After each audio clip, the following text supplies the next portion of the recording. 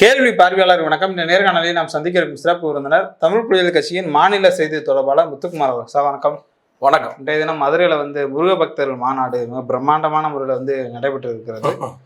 கூடுதலாக பார்த்தோம்னா 5 லட்சம் பக்தர்கள் இந்த மாநாட்டில் கலந்து கொண்டாங்க. அதே மாதிரி பார்த்தோம்னா ஒரே நேரத்தில் கந்தசஷ்டி கவசத்தெல்லாம் பாடி கின்னஸ் சாதனைலாம் படிச்சிட்டாங்கன்ற மாதிரி பல்வேறு கருத்துக்கள் சொல்கிறாங்க. பல்வேறு அரசியல் ஆளுமைகளாக வர மாதிரி இருந்த சூழலில் வர மறுத்தாலும் ஆந்திராவினுடைய துணை முதல்வர் பவன் கல்யாண் வந்திருக்காரு. மதுரையில் எந்த மாதிரி சூழல் நிலவுகின்றது சார்? பிரம்மாண்டம் அப்படின்னு சொன்னீங்க, அது ஒரு வகையில் உண்மைதான். பிரம்மாண்டமான செலவுகளை அவங்க செஞ்சுருக்காங்க. பிரம்மாண்டமான செலவுகளை பண்ணி அறுபடை வீடுகளை உருவாக்கி வச்சுருக்காங்க. அதுதான் அவங்க செஞ்ச ஒரு பிரம்மாண்டங்கிறது. அதுதான். மற்றபடி மக்கள் பிரம்மாண்டமாக அங்கே கூடுறாங்களா அப்படின்னா இல்லை. 1000 பேர் கூடுனாலே 50,000 பேர் கூடுவதாகவும், 50,000 பேர் கூடுனா 5 லட்சம் பேர் கூடுவதாகவும் தகவலை சொல்லிக்கிட்டு இருக்காங்க. இதுதான் யதார்த்த உண்மை.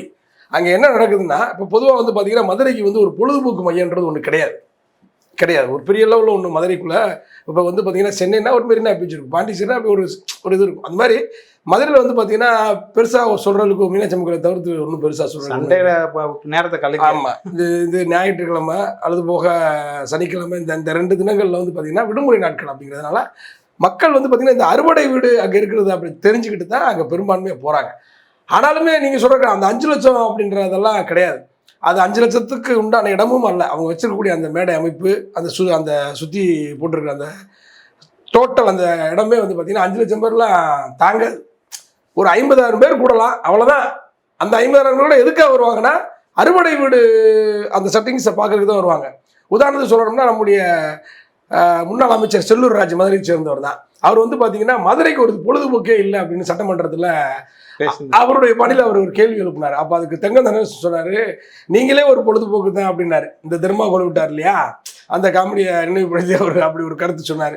ஆனால் இன்னைக்கு அந்த தெர்மாகோல் பார்ட்டி தான் என்ன செய்கிறாங்கன்னா, அந்த தெர்மாகோல் பார்ட்டிகள், அதாவது பொழுதுபோக்கு மையம் இல்லைன்னு சொல்லி கேட்ட அந்த தெர்மாகோல் பார்ட்டியான செல்லூர் ராஜ், உதயகுமார், இன்னும் சொல்ல போனால் எடப்பாடி பழனிசாமி அவர்கள், இவங்கெல்லாம் என்ன செய்கிறாங்கன்னு பார்த்தீங்கன்னா அதிமுக காரர்களை பூரா அங்கே வலுக்கட்டாமல் போக வைக்கிறாங்க. இப்போ அதிமுக தொண்டர்கள் பெரும்பான்மையாக இருக்காங்க.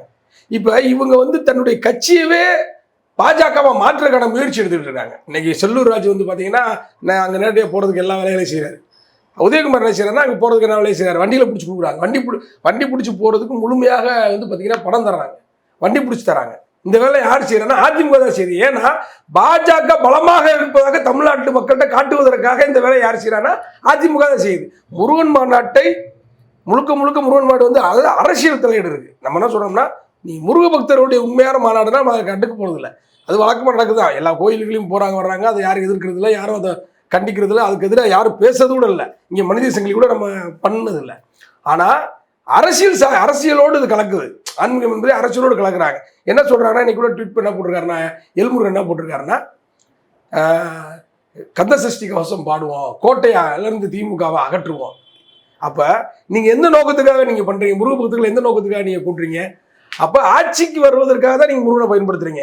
எப்படி வடக்கில் நீங்கள் ராமரை பயன்படுத்துனீங்களோ அதே மாதிரி ராமர் எங்கேயும் பயன்படுத்த முயற்சி பண்ணீங்க, ராமர் எடுபடலைன்னு புரிஞ்சுக்கிட்டீங்க. இன்னைக்கு முருகனை பயன்படுத்தி அறுபடை வீடுகளை போட்டு அதிமுகவை பாஜகவை மாற்றுவதற்கு பல வேலைகளை செய்கிறீங்க. அதில் இருக்கக்கூடிய அதாவது பிழைப்புவாதியான ஆர்பி உதயகுமார் போன்றவர்களை கைவசம் வச்சுக்கிட்டு இன்னைக்கு மதுரையில் ஒரு ஸ்ட்ரென்த்தை காட்டுறதுக்கு முயற்சி எடுக்கிறீங்க. உங்கள் கட்சி பலமாக இருக்கிறது காட்டுறக்கா சில வேலையில் நயினார் ராஜேந்திரன், ஏன்னா அவர் ஏற்கனவே 4 கோடி நயினார், ஆமாம் 4 கோடி நயினார், அவர் பார்த்தீங்கன்னா கோடிக்கணக்கான பணம் வச்சுருக்காரு, கணக்கில் வராத கோடிக்கணக்கான பணம் வச்சுருக்காரு. அதனால தான் அவர் பாஜக போனார் தலைவர். அதாவது பாஜகவில் ஒரு கருத்து இருக்குது, ஒரு செய்தி இருக்குங்க. என்ன செய்தின்னா, நீங்கள் 3000 பேரை படுகொலை செய்வதற்கு உறுதியாக இருந்தீங்கன்னா பிரதமர் 4 கோடி 5 கோடி 6 கோடியை நீங்கள் திருட்டுத்தனமாக பண்ணி இப்போ தேர்தலில் செலவு பண்ண நீங்கள் முயற்சி பண்ணீங்கன்னா நீங்கள் பாஜக தலைவர். இப்போ இதுதான் பார்த்தீங்கன்னா பாஜகவில் தெளிவாக வச்சிருக்கக்கூடிய ஒரு அசைன்மெண்ட் போல. எவன் திருடனா அவனை தூக்கி முன்னாடி போட்டு அவனை மையப்படுத்தியே அரசியல் கொண்டு போயிட்டு இருக்காங்க. இப்போ முழுக்க பார்த்தீங்கன்னா பாஜகவுடைய இந்த முருகன் மாநாடு நடத்துவதே மதுரையில் பார்த்தீங்கன்னா அதிமுக தான்.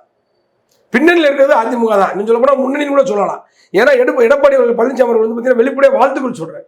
தமிழ்நாடு அரசு நீதிமன்றத்தில் இவங்க கலவரத்தை ஏற்படுத்துவாங்க, தமிழ்நாட்டு மக்களுக்கு அச்சுறுத்தல் இருக்கு, இங்கே இருக்கக்கூடிய சிறுபான்மையினருக்கு அச்சுறுத்தல் இருக்குன்னு சொல்லி தமிழ்நாடு அரசு நீதிமன்றத்தில் வாதம் செய்யுது.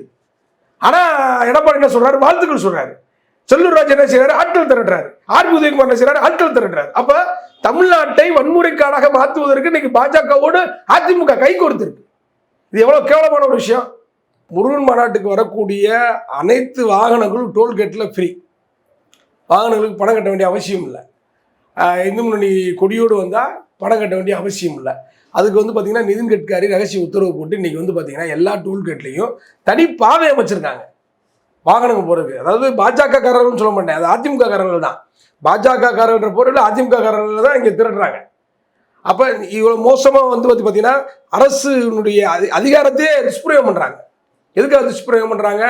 தமிழ்நாட்டில் மீண்டும் பாஜக ஆட்சிக்கு வரன்றதுக்காக, தமிழ்நாட்டில் எப்படியாவது கலவரத்தை திட்டமிட்டே வந்து பார்த்தீங்கன்னா இஸ்லாமியர்களுக்கு கிறிஸ்தவர்களுக்கு எதிராக வன்முறையை நிகழ்த்துவதற்காக பல முயற்சிகளை பாஜக ஈடுபடுது. இன்னும் சொல்ல போனால் வெளிப்படையாக ராமசீனிவாசன் வந்து மதுரையை சேர்ந்த பேராசிரியர் ராமசீனிவாசன் என்ன சொல்கிறாருன்னா, இது வந்து இந்து நாடாக மாற்ற முயற்சி பண்ணுவோம், நாங்கள் அரசியல் சட்டத்தையும் மாற்றுவோம், இது மதச்சார்பற்ற நாடு இல்லை அப்படின்னு வெளிப்படையாகவே பேசுகிறாரு.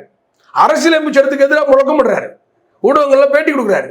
அப்போ இப்படிப்பட்ட கலவர கும்பலிடம், இப்படிப்பட்ட இந்திய அரசியலமைப்பு சட்டத்துக்கு எதிராக பேசக்கூடிய இந்த நபர்களோட தான் அதிமுக கூட்டணி வச்சிருக்கு.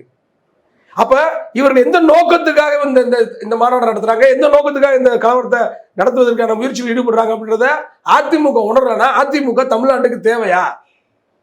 ஆர்பி உதயகுமார், செல்லூர் ராஜ், ராம சீனிவாசன், நயினார் நாகேந்திரன் தென் மாவட்டத்தை ஒரு கலவர பூமியா மாற்ற முயற்சிக்கிறாங்க. மிகப்பெரிய வன்முறை காடாக மாற்றுவதற்கு பல்வேறு முயற்சி ஈடுபடுறாங்க. இதுல புதிய தமிழர் கிருஷ்ணசாமி நினைக்கிறாங்க. சீமான் ஆல்ரெடி அக்செப்ட், அவர் ஆட்டோமேட்டிக் ஏற்றுக்கிட்டாரு. அவர் உள்ள வந்துட்டாரு, அவர் ஆட்டோமேட்டிக் உள்ள வந்துட்டாரு. அவர் உள்ள வந்ததுக்கு அப்புறம் தான் பார்த்தீங்கன்னா முருகனை கையில் எடுத்து அவர் கையில் அவங்க கையில் ஒப்படைச்சிட்டாரு. இப்போ புதிய தமிழர் கிருஷ்ணசாமியை, சீமான, இப்படி எல்லாரையும் சேர்த்து பார்த்தீங்கன்னா தென் மாவட்டத்தில் மிகப்பெரிய ஒரு வன்முறை திட்டத்தை வந்து இவங்க உருவாக்குறாங்க. அப்போ இந்த வன்முறை திட்டத்தை முளையிலே கிள்ளி எறியணும்னு சொன்னா நம்ம மிகுந்த கவனமாக இருக்கணும். ஏன்னா இன்னைக்கு ஆக்சுவலாக உண்மையிலே வந்து பார்த்தீங்கன்னா நான் மதுரையில் தான் இருக்கேன். நீங்கள் வந்து பார்த்தீங்கன்னா மாநாடு பெரிய லெவலில் வரவேற்பு இல்லை. அந்த வந்திருக்க மக்கள்கிட்ட பார்த்தோன்னா நாங்கள் ஒரு கருத்து கேட்டோம். அப்படி கருத்து கேட்கும்போது என்ன சொல்கிறாங்கன்னா, இந்த அறுபடை வீடுகளை வந்து பார்வையிட்டிருக்கா வர்றோம், நல்லா இருக்குன்னு சொல்கிறாங்க. அது வந்து நல்லா இருக்குன்றத ஒரு பிரம்மாண்டத்தை வந்து எல்லா பக்கமும் ஒரு வதந்தி பரப்புறாங்க. அப்போ மக்கள் நம்ம முன்னமே சொன்ன மாதிரி தான் பொழுதுபோக்குக்காக பார்க்க வராங்க. அப்போ இவர்களெல்லாம் பாஜகவுடைய ஆதரவாளர்கள், இவர்களெல்லாம் பாஜக ஓட்டு போடுறவங்க அப்படிங்கிற மாதிரியான ஒரு மாய தோற்றத்தை இந்த கும்பல் ஏற்படுத்துறாங்க. பாஜக பண்ற குரல் யுத்தியை பார்க்க போனவங்க எல்லாம் ஓட்டு போட்டுருவாங்க. அப்படி ஒரு மனநிலை இருக்கு. இன்னும் சொல்ல போனா இவங்க நினைக்கிற மாதிரி திருவண்ணாமலையில் சைவம் போடணும், அசைவம் இருக்கக்கூடாது அப்படின்னு சொல்றாங்க இல்லையா? அது மாதிரி இங்கே முருக பக்தர் மாநாடுனா இங்கே ஏதோ சைவம் தான் நிலைத்து வரும்னு நினைக்கிறாங்க. இன்னைக்கு எல்லா மாட்டுக்கறி கடையிலையும் சரி, ஆட்டுக்கறி கடையிலையும் சரி, கோழிக்கறி கடையிலையும் சரி, மீன் கறிகளையும் சரி நல்ல விற்பனை மதுரை மாவட்டத்தில். எந்த விதமான பாதிப்பும் இல்லை.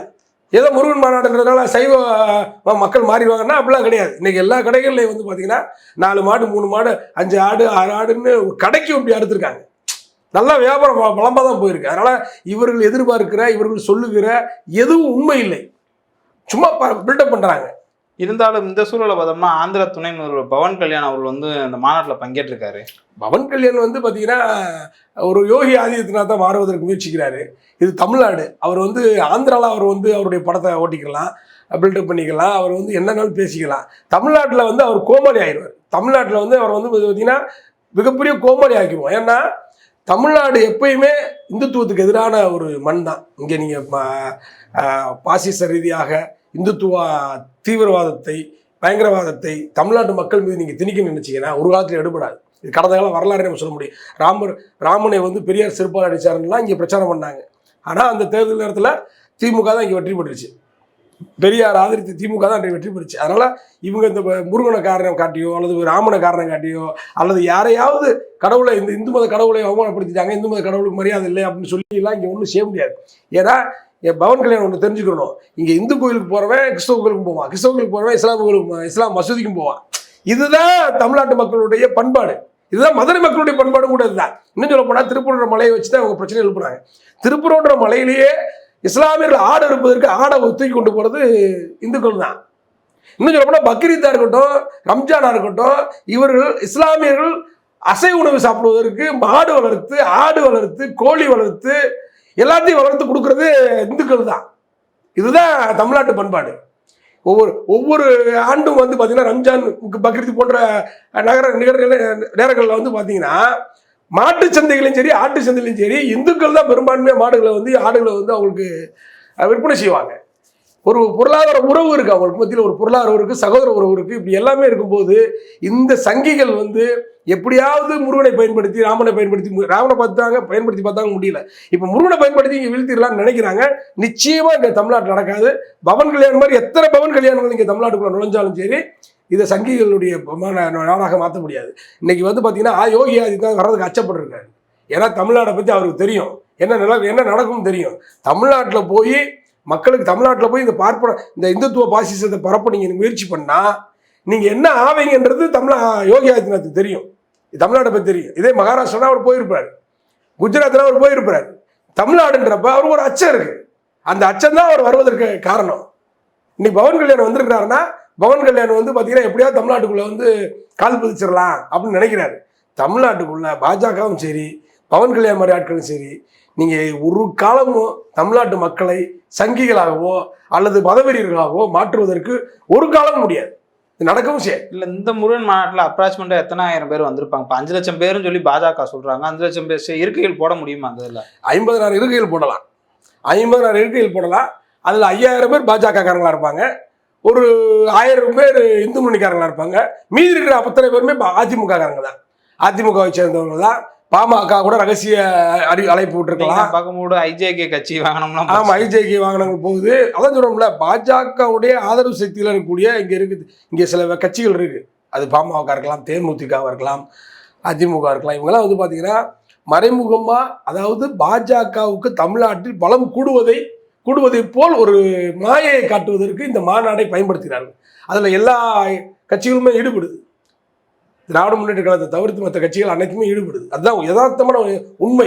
இப்போ நம்ம இருக்கிறோம்னா சீமான் கட்சியே அதில் தலையிடுது, நாம் தமிழர் கட்சியினரும் அதில் பங்கெடுக்கிறாங்க, அந்த முருகன் மாநாட்டில் பங்கெடுக்கிறாங்க. என்னன்னு கேட்டிங்கன்னா, ஏன்னா முருகனை வந்து இவர் தான் முதல்ல தூக்கி கொடுத்தவர், இப்போ பயன்படுத்துகிறாங்க. இப்போ நாம் தமிழர் கட்சியிலிருந்து இப்போ வரைக்கும் இந்த முருகன் மாநாடு சம்பந்தமாக கொந்தளிச்சு ஏதாவது பேசினாரா?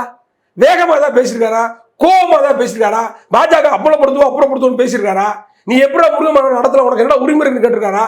கேட்க மாட்டார். ஏன் கேட்க மாட்டாருன்னா, முழுக்க அவர் கொடுக்கப்பட்ட அசைன்மெண்ட்டை நிறைவேற்றிட்டாரு. சீமானு கொடுத்த அசைன்மெண்ட்டை நிறைவேற்றிட்டாரு. முருகனை ஒரு தமிழ் கடவுளா பிரபலப்படுத்தணும்னு நினைச்சாரு. முருகனை வந்து எல்லாமே கொண்டு போய் சேர்க்கணும்னு நினைச்சாரு. கொண்டு போனாரு, அவங்க கையில் எடுத்துட்டாங்க. இனி அவங்க கலவரத்தை நடத்துவாங்க. சீமானு உறுதுணையா இருப்பார். நாம் தமிழர் கட்சிக்காரர்களும் அங்கே இருக்காங்க. இன்னைக்கு அவங்க கணக்கெடுத்தோட நாம் தமிழ் கட்சியினுடைய முன்னணி நிர்வாகிகள், நாம் தமிழ் கட்சி தொண்டர்கள் முருகன் மாநாட்டில் இருப்பாங்க. இதுதான் யதார்த்தமான உண்மை. ஏன்னா பாஜகவை தமிழ்நாட்டில் வளர்ந்துவிட்ட கட்சியாக காட்டுவதற்கு இந்த மாநாடை முழுக்க அனைத்து திமுகவை தவிர்த்திருக்கக்கூடிய அனைத்து கட்சிகளும் இன்னைக்கு ஆதரிச்சிருக்காங்க. இதுதான் யதார்த்தமான உண்மை. இப்போ இந்த மாநாட்டுக்கு முன்பாக கடந்த ஒரு மாதம்லாம் பார்த்தா வந்து இந்து முன்னணி மாநாடு என்றாலே வந்து மதுரையில் ஒரு கலவரம் பண்ணுவாங்க, இந்த மாதிரியான பல்வேறு கருத்துக்கள் வச்சுருந்தாங்க. அந்த மாதிரியான எந்த ஒரு அசம்பாவம் தற்போது நடக்காதது வந்து காவல்துறையினுடைய செயல்பாடு தான் காரணம். இல்லை, திண்டுக்கல்லில் தொடங்கிட்டாங்க. திண்டுக்கல்லில் மார்க்சிஸ்ட் கம்யூனிஸ்ட் கட்சி தோழர்கள் அடிச்சிருக்காங்க. இங்கே வந்து பார்த்தீங்கன்னா நகை கடைகள்லாம் போய் கந்துவட்டி, அதாவது ஒரு மிரட்டல் தொழிலை வந்து பார்த்தீங்கன்னா மிரட்டி வசூல் பண்ணியிருக்காங்க. கடுமையான மிரட்டல் வசூல் பண்ணியிருக்காங்க. ஜவுளி கடையில் வசூல் பண்ணியிருக்காங்க, நகை கடைகளில் வசூல் பண்ணியிருக்காங்க. இங்கே பெரும்பான்மையாக இருக்கக்கூடிய தொழில் நிறுவனங்கள்லாம் போய் இந்த மாநாடு பேரை சொல்லி, அதாவது செய்தி வெளியே வரல, ஆனால் மிரட்டி பணம் பறித்திருக்காங்க. மிகப்பெரிய மிரட்டல் நடந்திருக்கு. இன்றைக்கி வந்து பார்த்திங்கன்னா பல கோடிகள் வந்து பார்த்திங்கன்னா இன்றைக்கி தொழிலதிபர்கள்ட்ட, மதுரை முழுவதும் இருக்கக்கூடிய தொழிலதிபர்கள்ட்ட, இன்னும் சொல்லப்போனால் பாஜக ஆதரவு நிலை, அதாவது வட மாநிலத்திலிருந்து வரக்கூடிய தொழிலதிபர்கள் இருக்காங்கல்ல, அவங்க வந்து விரும்பி கொடுத்துருக்கலாம். ஆனால் பல கடைகளில் மிரட்டி பணம் வசூல் பண்ணியிருக்காங்க.